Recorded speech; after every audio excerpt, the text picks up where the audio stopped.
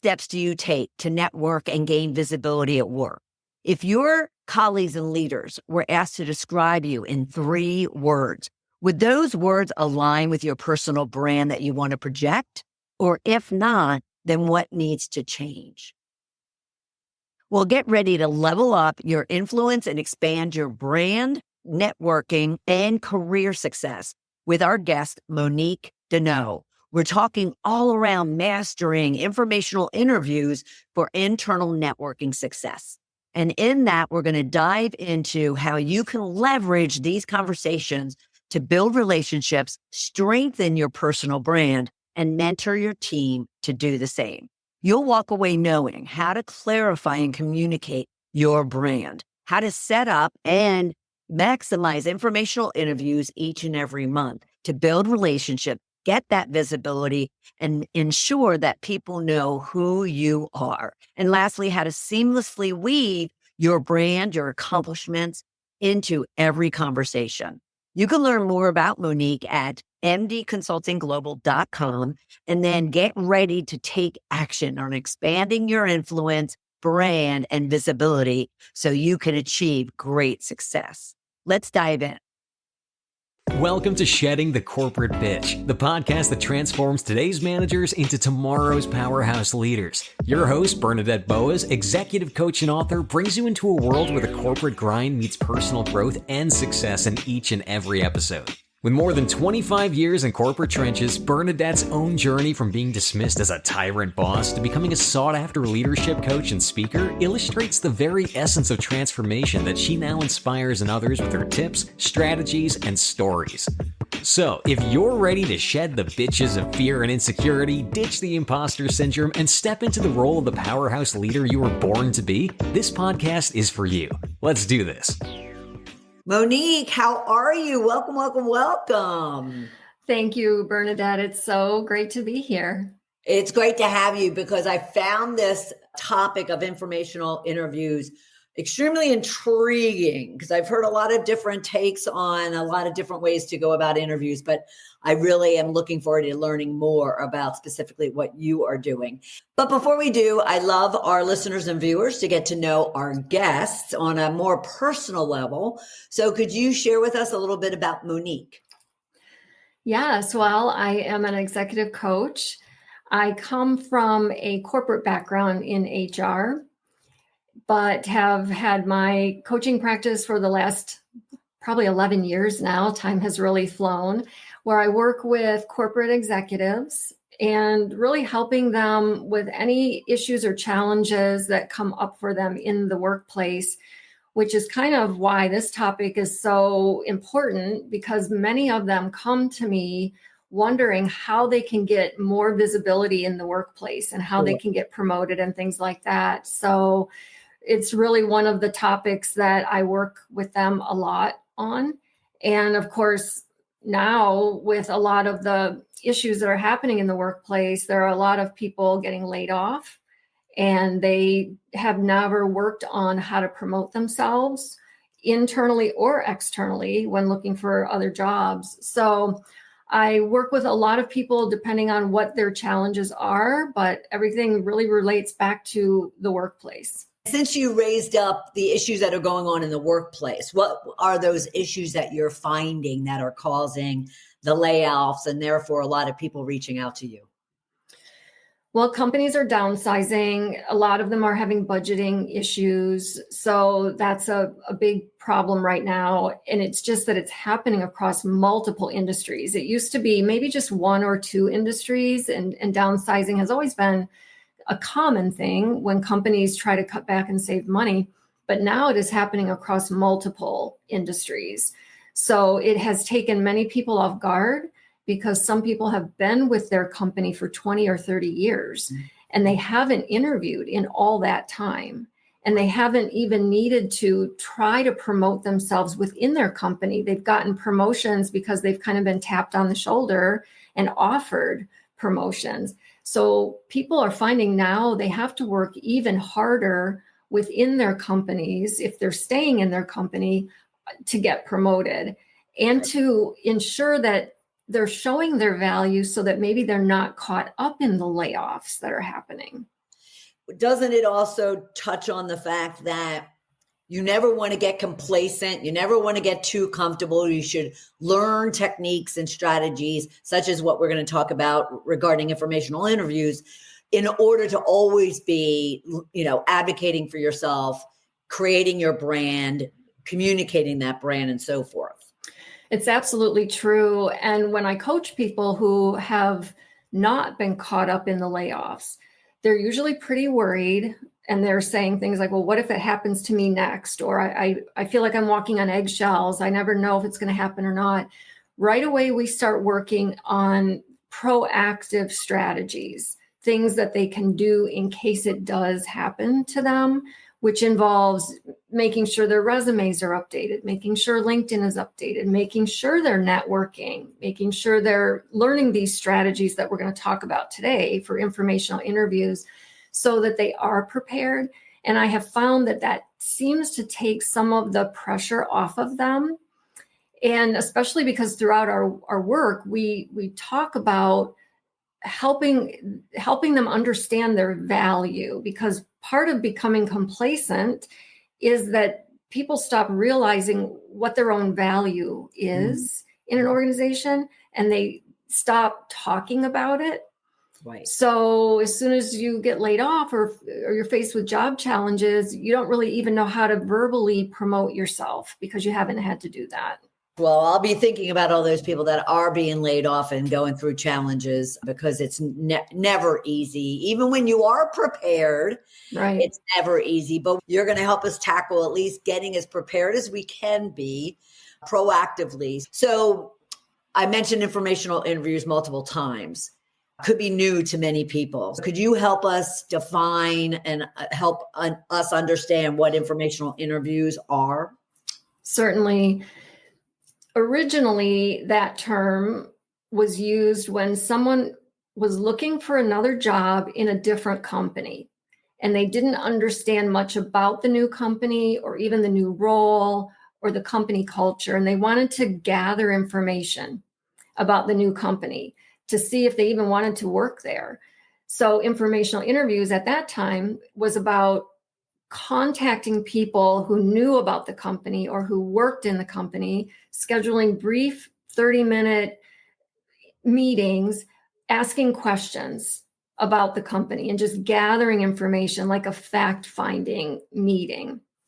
And that way they could make a decision if they wanted to work there, apply there. Maybe they had been already offered a job and they were still gathering information. So that's originally how it started. And that term came about, and it's still used for that reason. Before you move on, in case there are people out there that are going through that process and are wanting to do that reach out to individuals, what are the questions? What are the powerful, impactful questions they would want to be asking those individuals at another company, should they be considering going to that company? Because I think we take those for granted as to what they should be. Yes.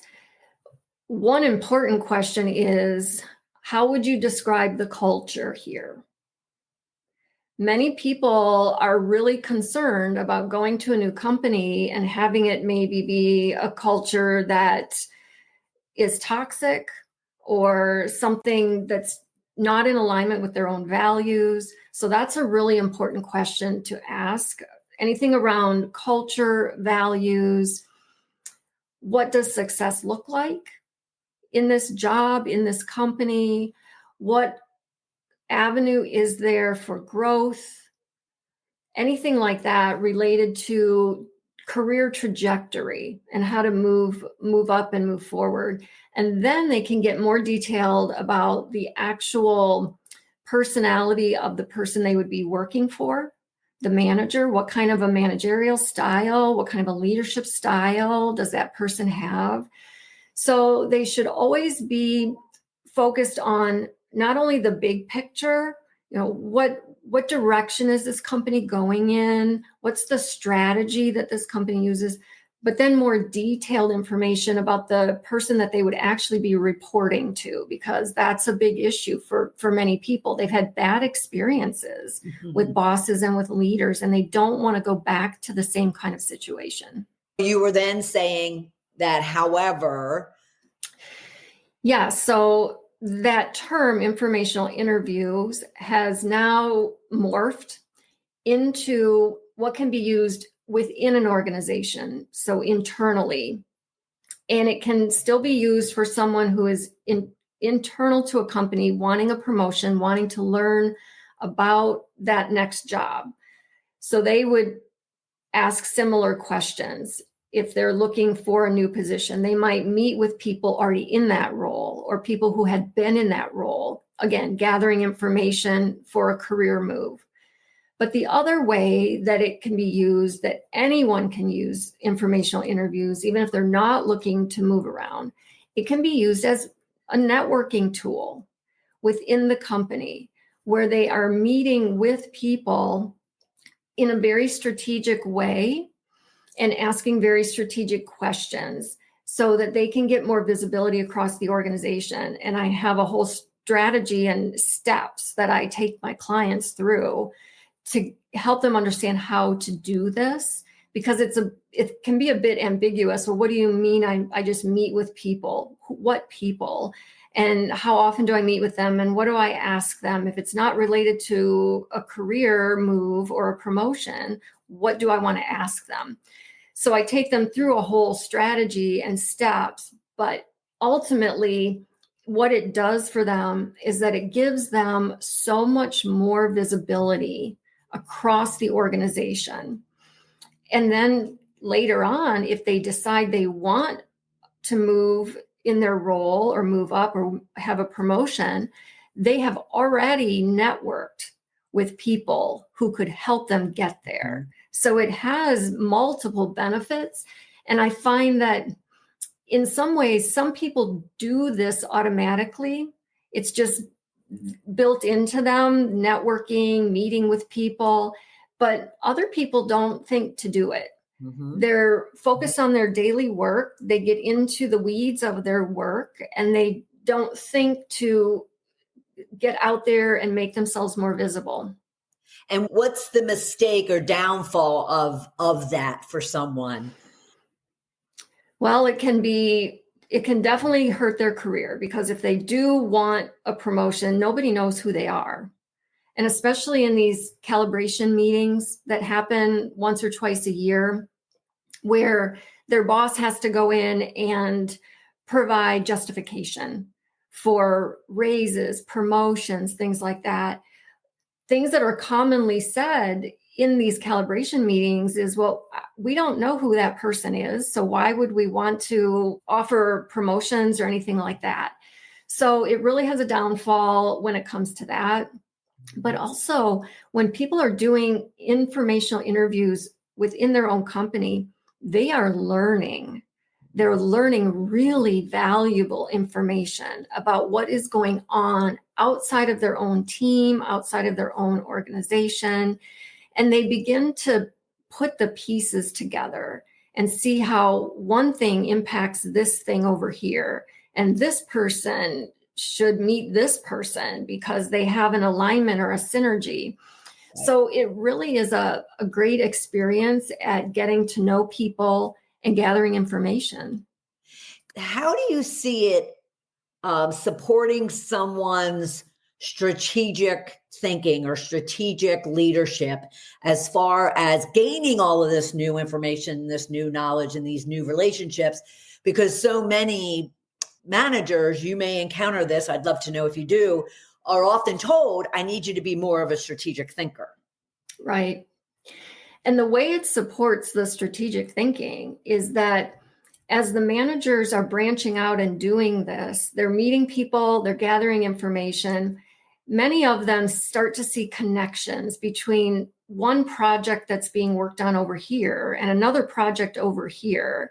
And there are commonalities that the project owners didn't realize existed. But this manager now has met with people on both sides and sees the alignment and can connect those people. So additional connections can happen. And the one thing I encourage when I'm working with someone who is a leader and doing informational interviews, I encourage them that once they get the process down for themselves, that they mentor their team members and their direct reports to do the same thing. Apart from the obvious, which is what you've already discussed, what is even the benefit of that, mentoring your team to do the same thing while in this collective group of people that are working on common goals? It's really the same thing. It gets the team members who are usually more tactical thinkers, and they're the in the weeds worker bees. It gets them thinking more strategically also, because many times they are told the same thing. You're not thinking strategically enough. You're too in the weeds. So it gets them out of that. It helps them take the blinders off, and it helps them get to know people also. So that's a big part of it. And then they also start to see alignment with projects and people. This also helps in meetings when someone is expected to be influencing or persuading someone to get on the boat and come and do it their way. And if they already know that person because they've had an informational interview with them, that relationship has already been somewhat developed. The seed has been planted. Then you see them in a meeting, and they're more likely to listen to what you're saying, if not even get on the bandwagon with you. It's much harder to influence someone that has no idea who you are than it is if you know them. What do you say to those individuals? Because I can imagine many of our listeners and viewers, they're kind of the hair standing up because they're sitting there thinking, other people are going to find this to be very intrusive. They're going to question why I'm doing this. They're going to get paranoid or think that there's an agenda. How do you solve that wrongful fear that they might have? It is woven into the steps that I take people through. So can I spend a little bit of time going through the steps, and I'll answer your question as I'm doing it? The first thing we talk about is, why do you want to do an informational interview? Is it career related, or is it visibility? You just want visibility. So first, I work with them on defining their objective. If it's visibility, then I say, okay, so that's your objective. And now what people do you want to meet with? So they go away with a homework assignment of making a list of people. And those people could be any level. It doesn't matter. Someone below them, a peer, someone above them, because it's about visibility. And someday a person below them could be the person above them. So it's important to be visible to any level. So they come back with the list. And they are usually very worried, and they have this exact same question you did. What do I say? How do I get in to meet them? So first of all, most senior leaders in an organization have heard of this process before. That may even be how they got to where they are. They know what informational interviews are. They know what networking is. They know the importance of it. So they're not going to be real quick to turn anyone away. I've actually never had anyone turned away when they requested an informational interview. But I work with my client, and we come up with a very short 3-sentence email that goes out to anyone that they want to conduct an informational interview with. And usually they'll say something like, I'm working with my coach, and we're working on how I can network better and get more visibility across the organization. I'd like to have a brief meeting with you and pick your brain a little bit on a couple of things. Love that. It's a great foot in the door, because most of the companies support coaching and the coaching process and networking and all of that. So that's usually a brief email that goes out. And then it's more a matter of the person making time on their calendar. They've never really turned anyone down, but sometimes it takes a couple weeks or maybe even longer to get on the calendar. So we start there. And then the next fear comes up. Is it, okay, I'm on their calendar, but now how do I present myself in this meeting? So the next step is that we create 3 to 5 open-ended questions that they're going to ask when they go into this meeting.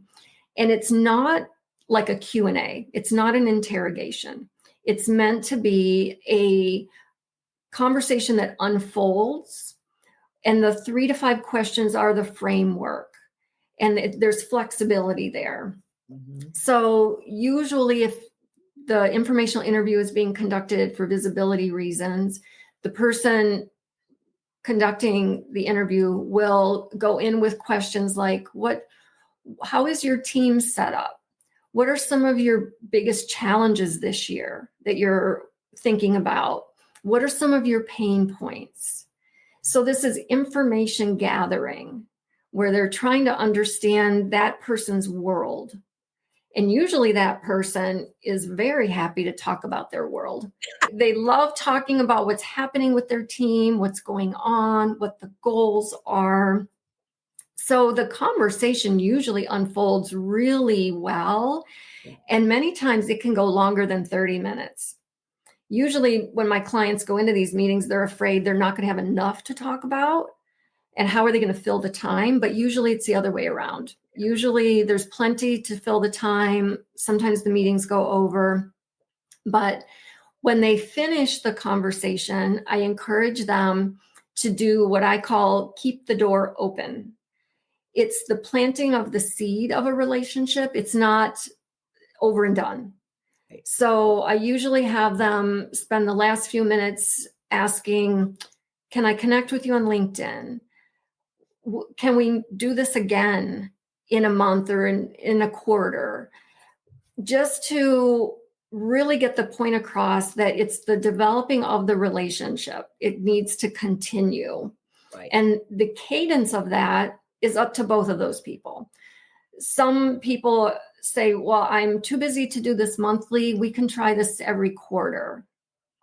I've had others that are meeting monthly. Mm-hmm. So it really depends on the schedules, on the synergy that happened during that meeting.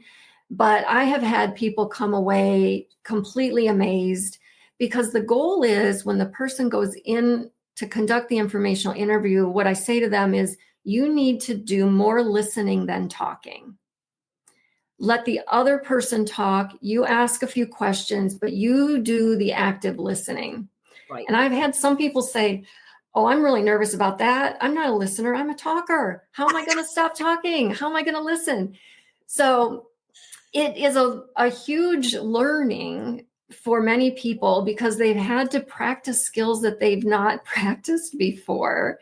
And they come out many times saying, I learned so much by just listening. Mm-hmm. So it ends up being really valuable for both parties. And then it's a matter of how many of these can you do? Because that's the next question. You mentioned it's valuable to both.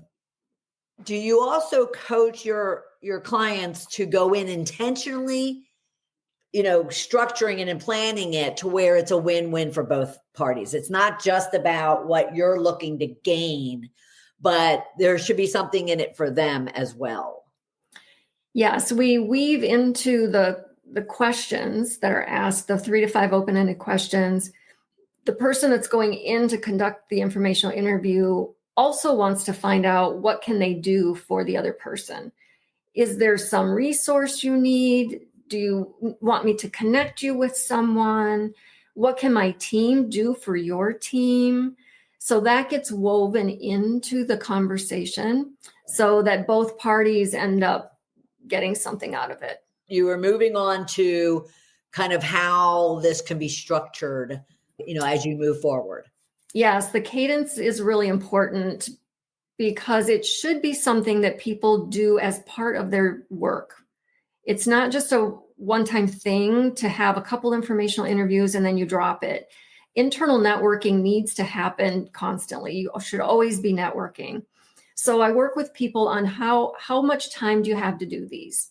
There's no right or wrong here, and it depends on everyone's schedule. So I have one client who is doing 7 a week. 7 a week. Consistently? Yes. That's impressive.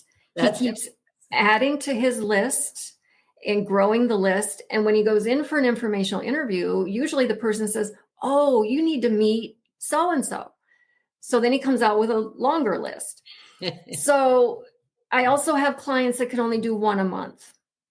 Yeah. It really just depends. So I work with them on trying to figure that out. And I tell them it's not the frequency that matters, it's the consistency. Mm-hmm. So whatever you say you can do it consistently. That's really the important part of this. So then they get used to it. It's on their calendars, and they get much more comfortable with it after probably the first 2 or 3, because then we've worked out the kinks and we've fine-tuned the questions and things like that. The work that you do also focuses on the brand, establishing your own personal brand in the workplace. So how can all of this support someone in creating and or living up to the brand? Well, branding is really important. And as a person is doing internal networking, they need to be, that's part of the reason to be visible, is so that you can promote your brand. So they first need to know what their brand is, which is a whole nother set of work that we do together. But once they understand their branding, in these informational interviews, there's some reciprocal information going back and forth where both people are getting to know each other during this meeting.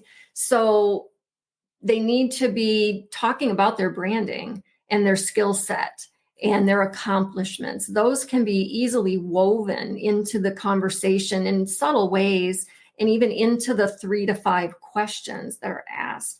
So as the conversation evolves and unfolds organically, the branding information gets woven into that also.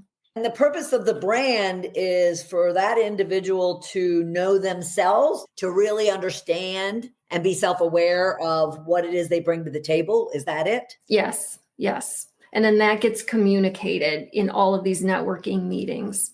Right. Because again, you said at the very beginning, you need to be almost like reminding people the value and the contribution that you're making, because it's not as if you're top of mind to everyone on a daily basis. And especially if people don't know you, then it'll make those calibrations and those, conversations behind closed doors difficult for you if people don't know you. Is that right? That's right. I understand how valuable this is to our listeners and viewers in their day in, day out, especially if they are either looking for a job or they are looking to advance their career.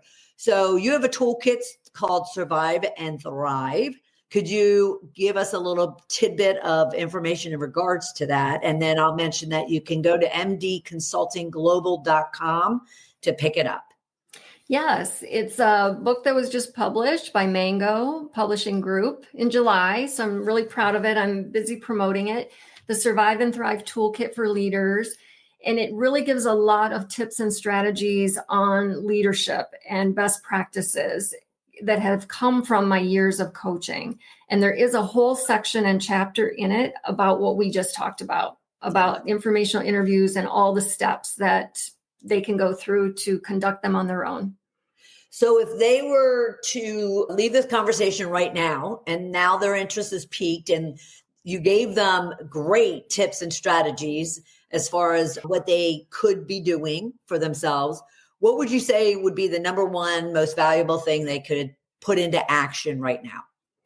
They really need to make a list of the people they want to meet with. That's the very first step, is to make a list of the people and get on their calendar. And then reach out to you, mdconsultingglobal.com. And because why do it on your own, people? And Monique is here to help you.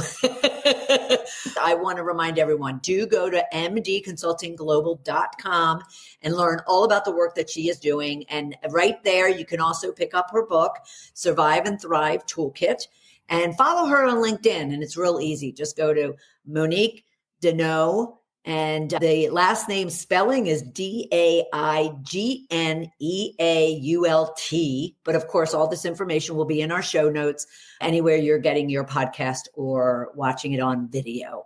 Monique, thank you so much. This has been absolutely fabulous. I appreciate your time.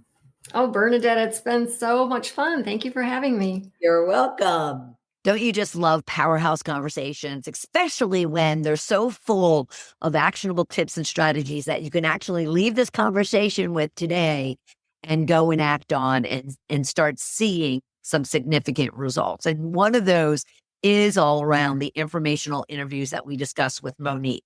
We discussed what are informational interviews and how do you leverage them to build those relationships, not only across teams within your organization, but if you happen to have multiple divisions, multiple businesses, then you could be actually leveraging informational interviews to really gain that visibility, educate yourself on how other teams, how other functions operate, and even learn more about the business than you know today. And all of that lends itself to you having more knowledge, more expertise, being more empowered to gain the opportunities that you're looking for within the organization, because now people know of you, they know about you, and they know how best you can fit or serve a team or an organization throughout the business. I just absolutely love this conversation because informational interviews, according to Monique, are not just about networking. They are educational. They're to expand your strategic thinking.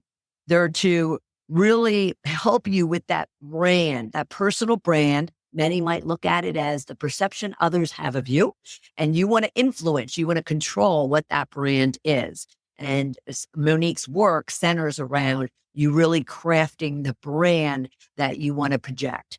And it's all around the visibility, the relationship building, and overall career success. I just absolutely love this conversation. I hope you did as well.